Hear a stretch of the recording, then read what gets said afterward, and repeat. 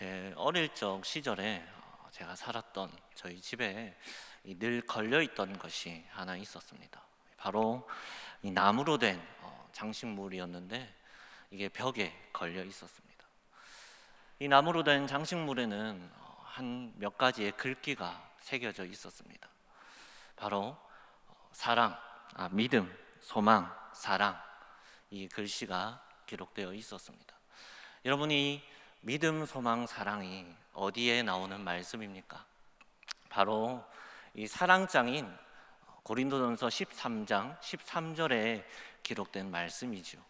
우리가 이 시간 함께 이 고린도전서 13장 13절을 함께 읽어보기를 원합니다.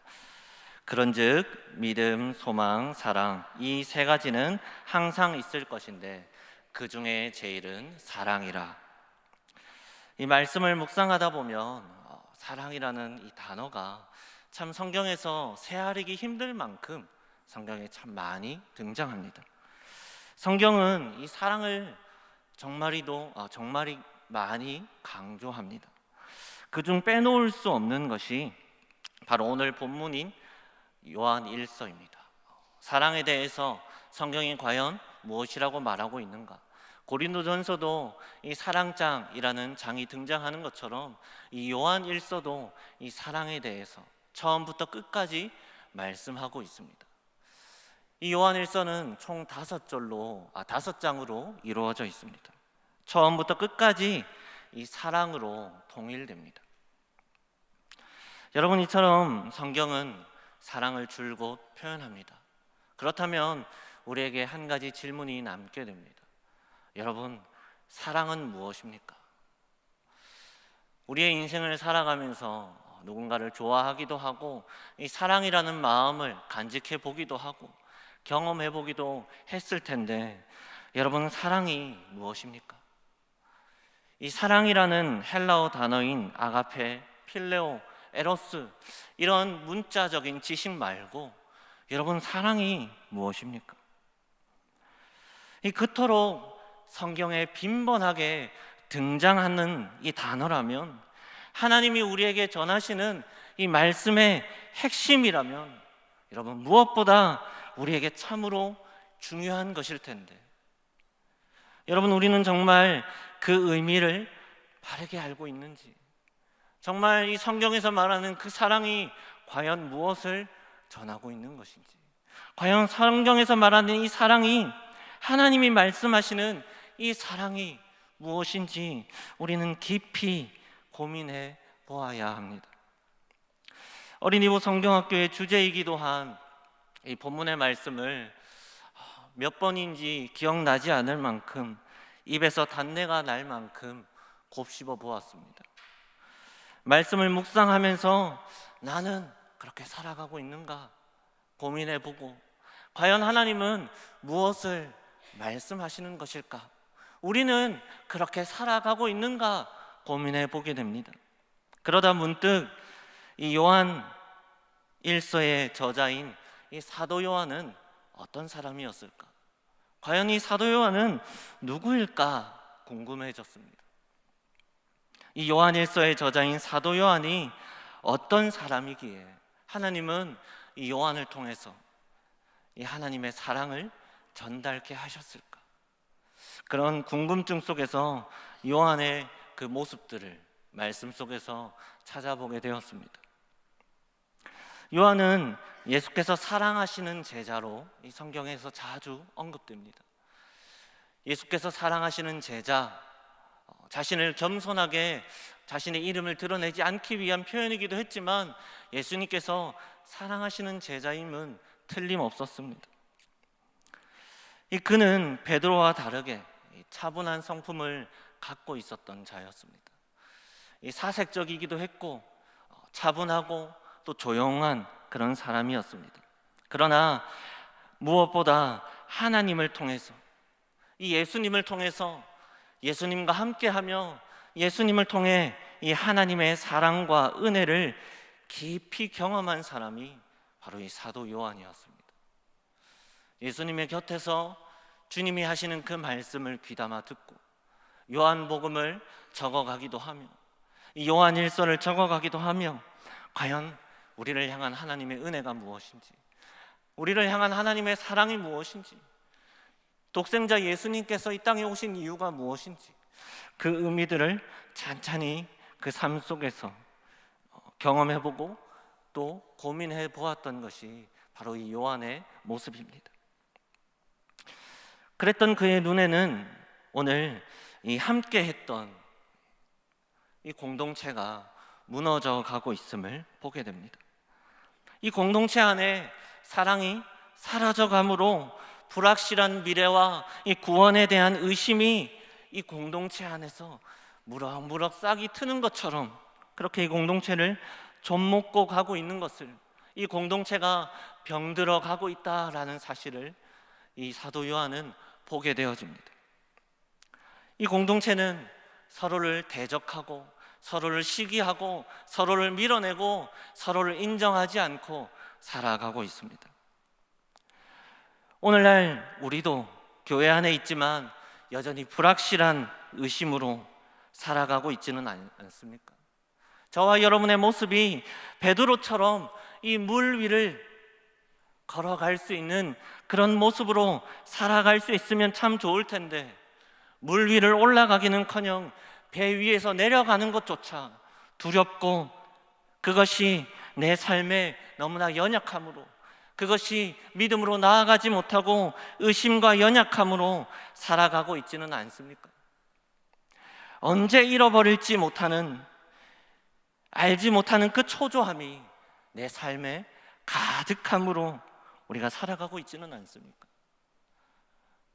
내게 주어진 이 삶이 언제 어느 순간에 내게서 떠나갈지 우리는 늘 확신하지 못합니다.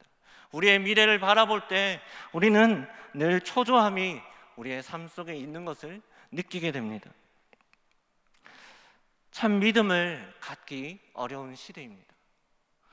당장에 아마 누군가 나의 집 문을 두드린다면 우리는 그 사람이 누군가 문을 열어주기보다 아마 의심과 불안함이 우리의 마음에 샘솟을 것입니다. 내가 길을 가다가 누군가 나에게 말을 건다면 우리는 경계부터 하는 것이 아마 오늘날 시대 속에서 주어지는 우리의 삶의 모습일 것입니다. 그만큼 누군가를 믿기란, 사람을 의지하기란, 믿음을 갖고 살아가기란 참 어려운 시대입니다. 사랑하는 성도 여러분, 해함이 많고 시기함도 많은 시대입니다. 여러분, 그 속에서 우리는 어떻게 살아가고 있습니까? 여전히 하나님을 향한 흔들리지 않는 그 믿음이 우리 안에 있으므로 우리가 그 속에서도, 그 환난 속에서도, 그 고난 중에서도 우리가 흔들리지 않는 믿음으로 굳건히 서서 하나님을 붙잡고 살아가고 계십니까? 요한은 4장 1절과 같이 말합니다. 사랑하는 자들아, 영을 다 믿지 말고 오직 영들이 하나님께 속하였나 분별하라. 많은 거짓 선지자가 세상에 나왔습니다.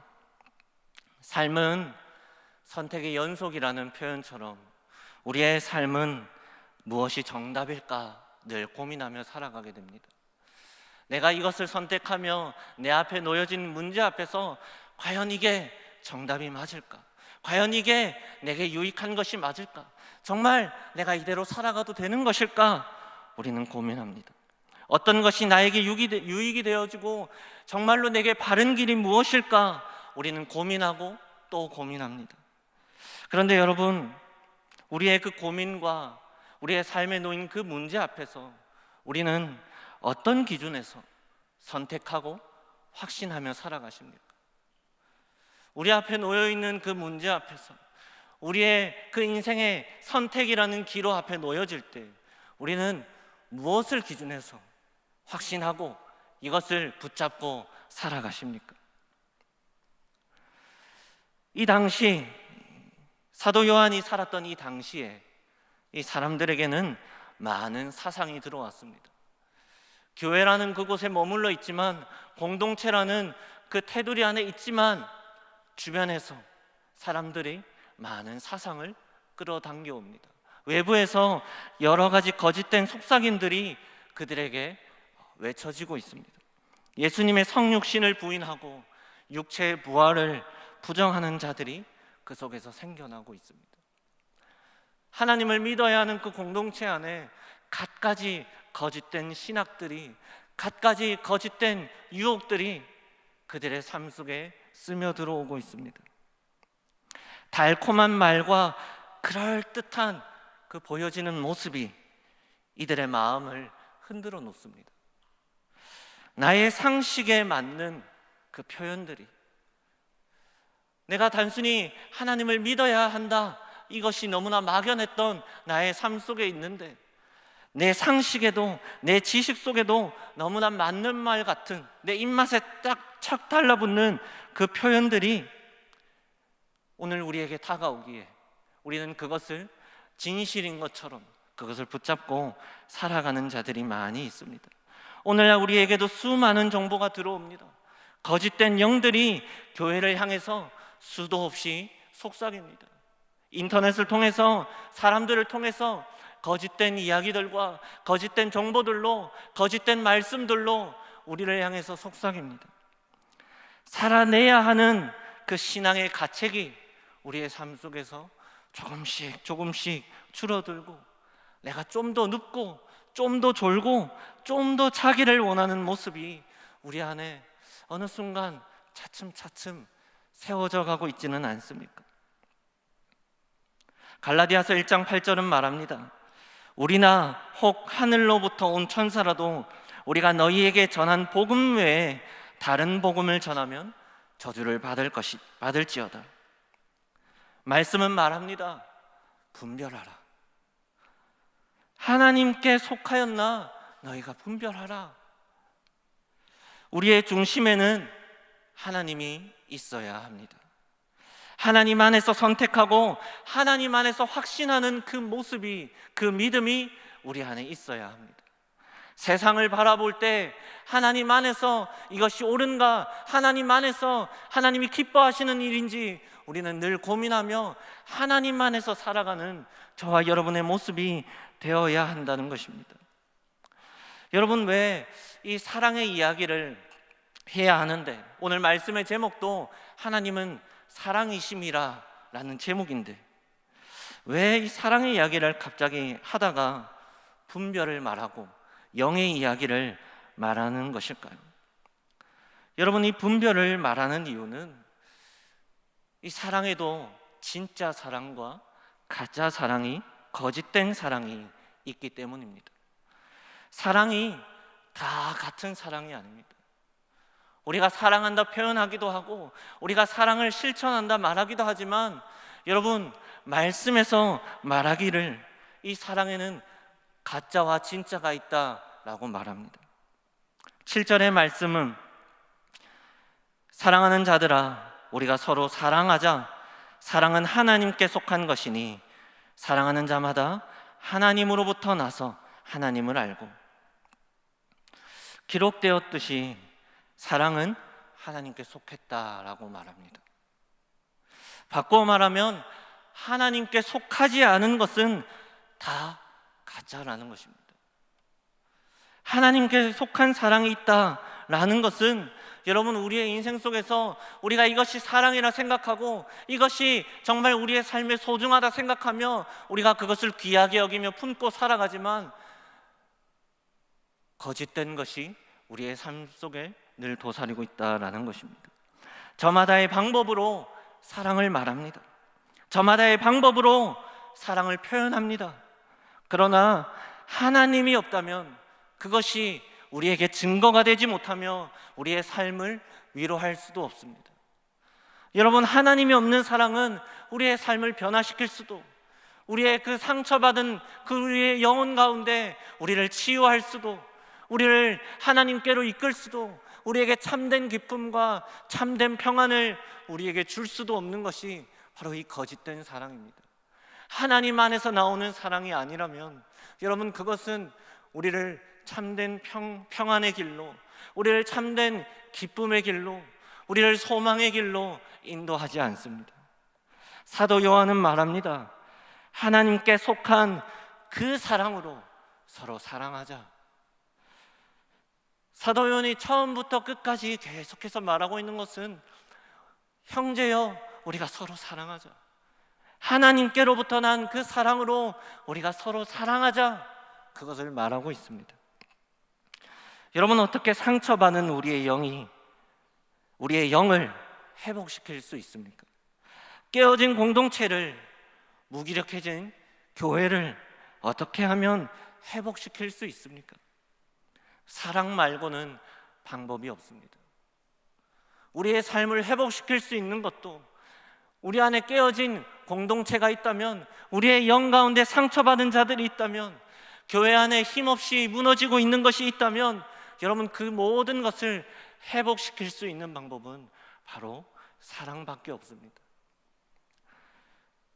여러분, 7절의 말씀이 어떻게 들리십니까? 이 요한이 그 성품이 조용하고 차분하고 이 내성적인 그런 모습처럼 보이기에 이 7절의 말씀도 요한이 잔잔하게 말하고 있는 듯 그렇게 느껴지십니까? 여러분, 이 본문은 사실 그렇지 않습니다. 8절의 말씀을 마저 보길 원합니다.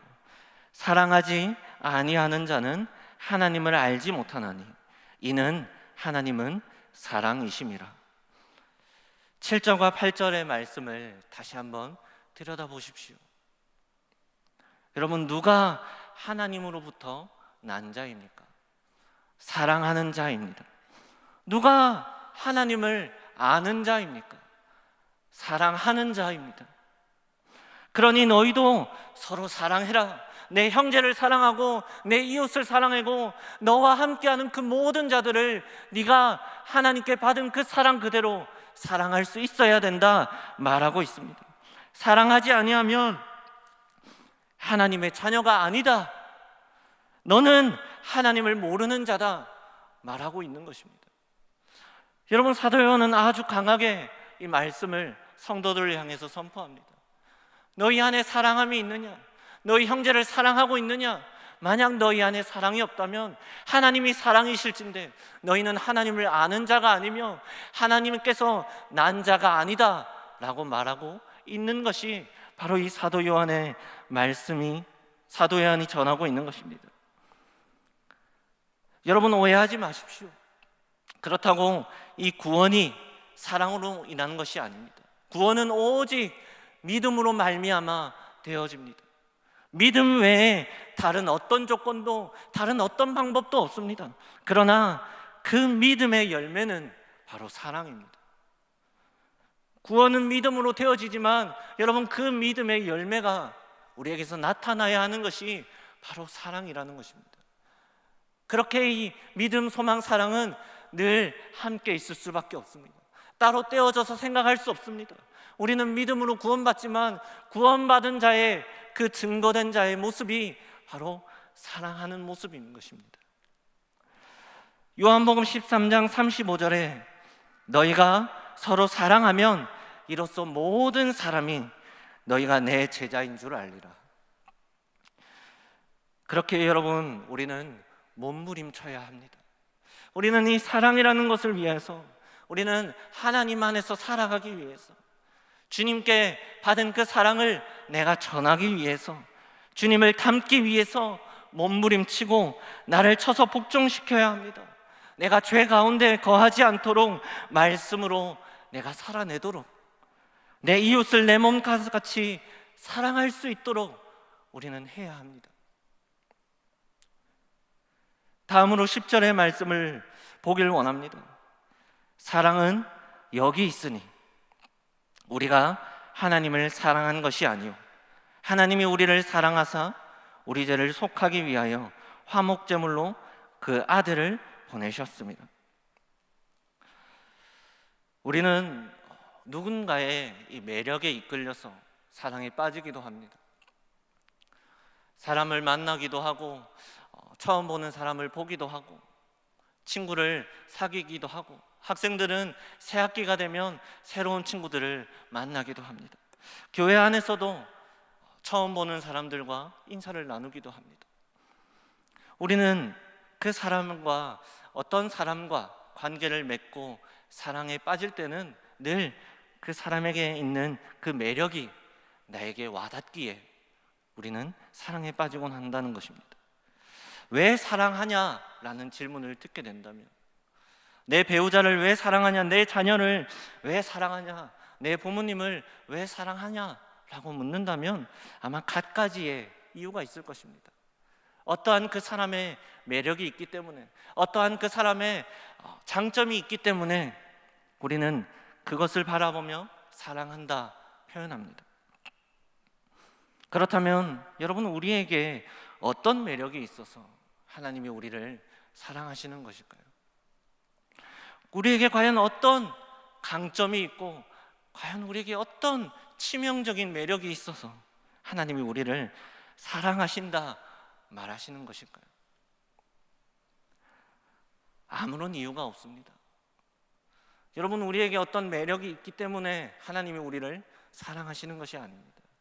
우리에게 어떤 특별한 강점이 있기 때문에 하나님이 보실 때 너무나 그것이 특별하기 때문에 우리를 사랑하시는 것이 아닙니다. 하나님께서는 사람들의 어떤 모습에 이끌려서 그 사람을 사랑하시는 것이 아니라, 하나님은 그저 그 영을, 그 지어진 그 종기 자체를 사랑하시기 때문에, 아무런 이유가 없지만 그저 사랑이라는 그 이유 하나만으로 그 자녀를, 주의 이 성도들을 하나님은 사랑하시는 것입니다. 여러분, 이것이 무조건적 사랑입니다. 하나님이 우리를 사랑하시는 이유가, 우리가 매력을 잃으면 하나님이 우리를 향한 사랑도 거두어 가시는 것이 아닙니다. 하나님은 우리를 향해서 언제나 사랑한다, 사랑한다, 사랑하는 내 딸아, 내 아들아 말씀하시는 것은 바로 하나님의 무조건적 사랑입니다. 사랑은 전적인 하나님의 은혜인 것입니다. 우리의 힘도, 우리의 행함이 아니라 그저 하나님께서 먼저 우리를 사랑하셨던 것은 은혜로 주어졌다라는 사실입니다. 10절의 첫 시작에 사랑은 여기 있으니 라는 말로 시작했습니다. 이 원어로 다시 보게 되면 사랑은 바로 이것이다 라는 말로 나타납니다. 사랑은 바로 이것이다. 다른 곳에, 이곳저곳에, 세상 여기저기 흩어져 있는 사랑 중 하나가 아니라, 여기에도 사랑이 있고 저기에도 사랑이 있고 이곳저곳에 다 사랑이 있지만 그 중 하나이다 라는 뜻이 아니라, 바로 이 하나만 참 사랑이라는 것을 말하고 있는 것입니다. 이곳저곳 흩어진 것이 아니라 이것이 진짜 사랑이다. 그러니 너희는 이곳 가운데 머물러야 한다는 것을 말씀은 전합니다.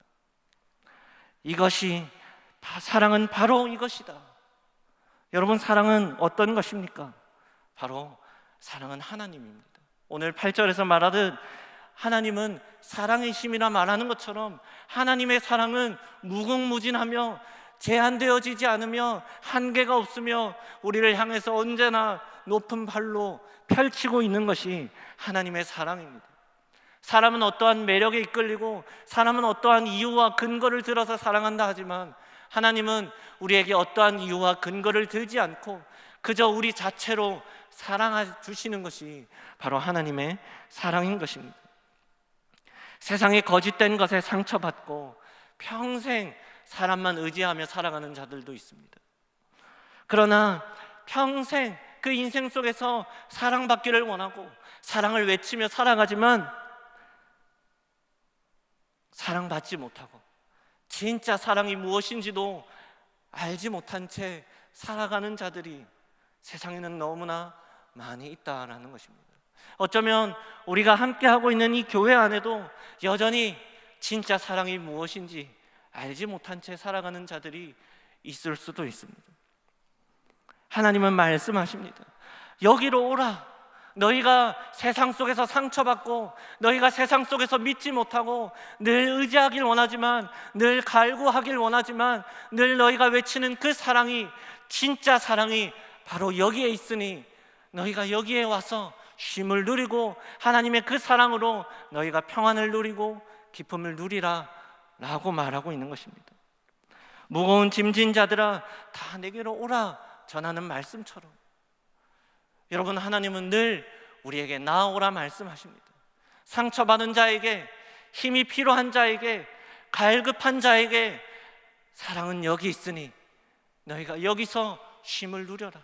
너희가 여기서 하나님의 사랑으로 말미암아 변화를 누리고 인생 속에서 처해 있는 그 고통과 슬픔 속에서도 너희가 이겨낼 수 있는 힘을 바로 이 사랑 속에서 경험하고 승리하는 삶이 되어라 라는 것이 바로 사랑인 것입니다. 여러분, 어떻게 하면 행복해질 수 있습니까? 우리는 참 행복해지길 원합니다. 사람이 태어나고 죽는 그 순간까지 어떻게 하면 내가 행복해질 수 있을까? 때로는 자라나는 자녀를 바라보면서 어떻게 하면 이 자녀가 고민하지 않고 걱정하지 않고 아프지 않고 건강하게 행복하게 살 수 있을까? 어떻게 하면 내 노년이 조금 힘들지 않게 편안한 그런 삶을 살아갈 수 있을까? 우리는 늘 행복을 찾고 구합니다. 하나님을 믿지 않는 자들도 행복을 위해서 노력하고 행복을 위해서 무지개를 찾아 나서는 것처럼 그렇게 살아갑니다. 이것 때문에 행복하고 저것 때문에 행복하지 않을까라는 그런 생각들을 우리의 마음속에 심기도 합니다. 여러분, 그런데 내게 이것이 있으면 행복할 것 같고, 내게 돈이 있으면 행복할 것 같고, 내게 어떠한 것이 풍족하다면 행복할 것 같은 그 모든 것이 사실 하나님이 없다면 마치 그것은 환각과 같습니다. 사망 앞에서 샘물을 찾고 있지만 마치 신기루를 바라보면서 그것이 진짜인 것처럼 그것을 쫓아 나아가는 삶처럼, 여러분, 하나님이 없는 그 행복을 찾는 삶은, 하나님이 그 중심에 있지 않는 세상을 중심에 두고 내가 바라는 세상의 물질을 중심에 두고 살아가는 그 삶은 여러분, 거짓되고 헛되다라는 것입니다. 언제 사라질지 모르는 이 환상처럼, 언제 사라질지 모르는 이 신기루처럼 우리는 그것을 붙잡고 있으면서도 손에서 새어나갈까 두려워하고, 언제 사라질지 모르는 이 두려움 속에서 우리는 이것을 놓지 않기 위해서, 행복하기 위해서 붙잡았는데 그것이 우리를 더 불행하게 만든다라는 것입니다. 여러분, 마치 나를 좀먹어 가는 듯 하나님이 없는 삶은 그러한 것과 같습니다. 우리는 하나님을 통해서만 행복을 누릴 수 있습니다. 11절의 말씀은 뭐라고 말합니까? 사랑하는 자들아, 하나님이 이같이 우리를 사랑하셨은즉 우리도 서로 사랑하는 것이 마땅하도다. 이어서 12절에 어느 때나 하나님을 본 사람이 없으되 만일 우리가 서로 사랑하면 하나님이 우리 안에 거하시고 그의 사랑이 우리 안에 온전히 이루어지느니라.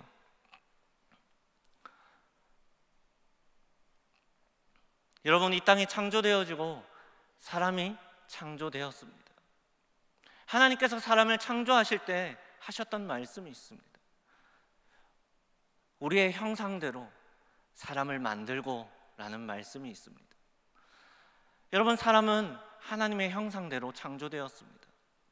사람이 창조된 목적을 이야기할 때 교리에서 하나님을 영화롭게 하는 것, 하나님께 영광 돌리기 위해서 사람이 창조되어졌다라고 말합니다. 여러분, 하나님은 우리가 신학적으로 삼위일체 하나님이라고 표현합니다. 여러분, 삼위일체가 가지는 특징 중 하나는 바로 연합입니다.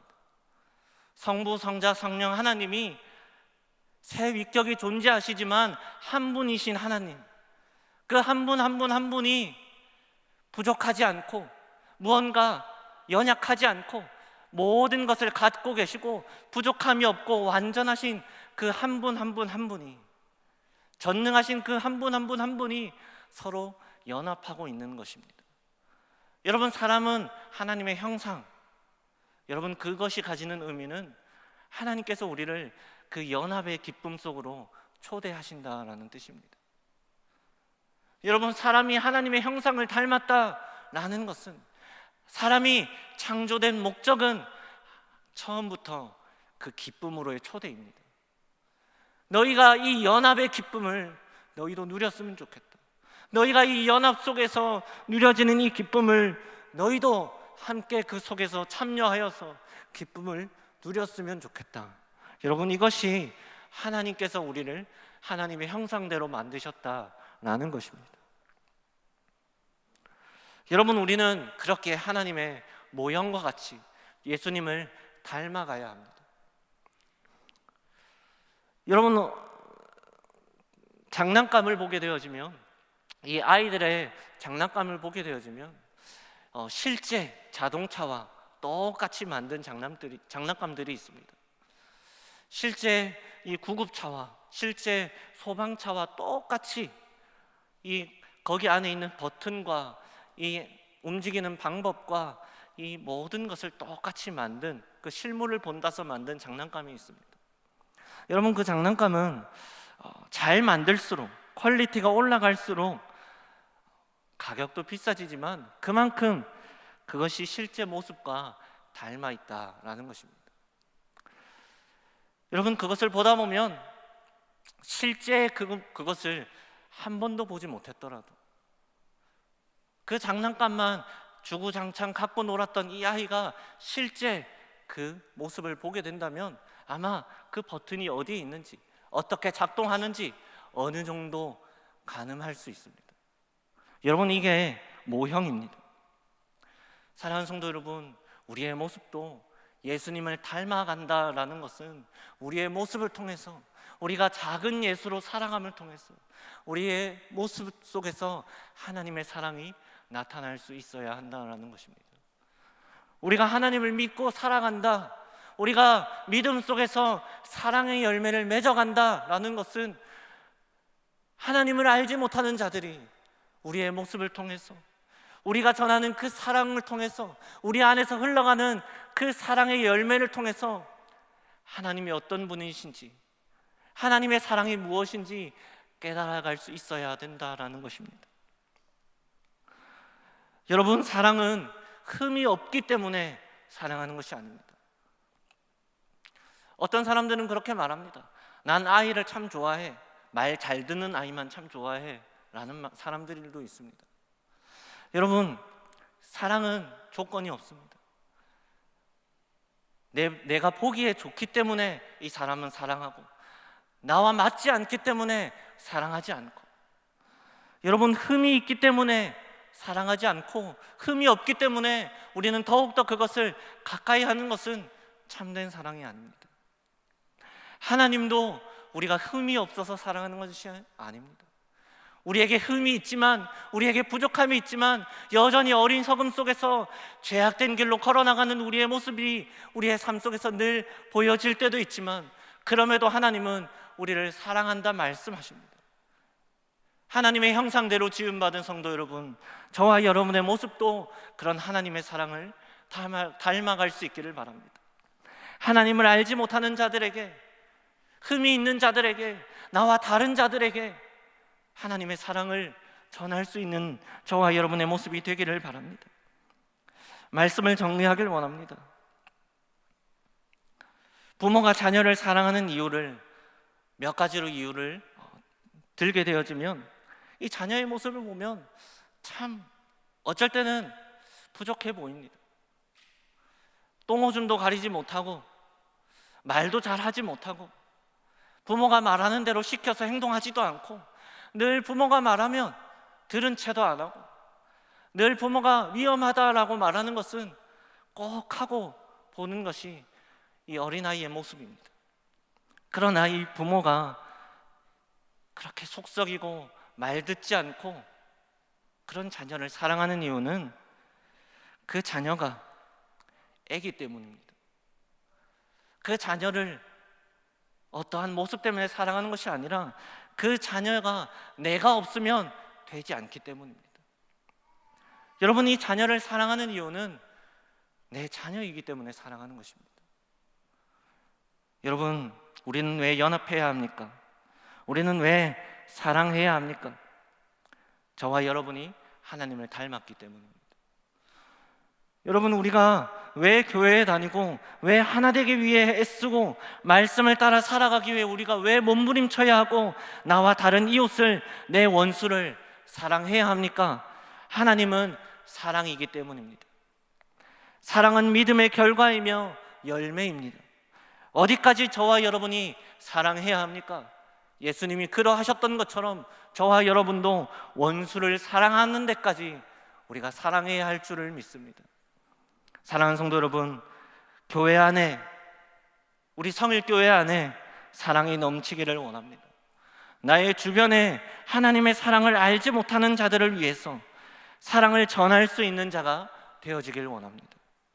자라나는 이 미래 세대가 힘을 잃어가는 것이 아니라, 소망을 잃어가는 것이 아니라, 내 주변의 사람들이 사랑을 잃어가는 것이 아니라 나를 통해서 하나님의 사랑이 더욱더 채워져 갈 수 있는 그런 공동체의 하나됨이, 그런 은혜됨이 저와 여러분의 삶 속에서 넘쳐날 수 있기를 주님의 이름으로 간절히 바랍니다.